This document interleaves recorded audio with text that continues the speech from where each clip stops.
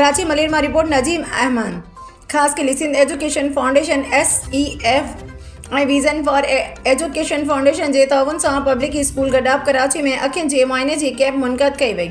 ही कदम ॾिसो सिंध पढ़ो सिंध के बैनर हेठ मुनक़द थी जेका सूबे में तालीम की वारदाती के अज़म की अक्कासी करे थी। कैंप में जमात 6 खां 12 ताईं जी छोकरनि ऐं छोकिरियुनि जो भरपूर नमूने से शिरकत कई। पंहिंजे अखियुनि जो मुआइनो करायो। स्कूल जी प्रिंसिपल जनाब ख़ालिद सैफुल्लाह भुट्टो, पब्लिक स्कूल गडाब के बोर्ड ऑफ गवर्नर्स के मेंबर जनाब महबूब अली जोखियो ऐं ह्यूमन राइट्स डिफेंडर ज़िले मलिर के नायब सदर हाजी मंजूर अहमद जोखियो ऐं स्कूल के उस्तादनि इफ्तिखार सुमरो मोहम्मद अली चांडियो कैंप के सरगर्मियुनि जो जायज़ो वरितो।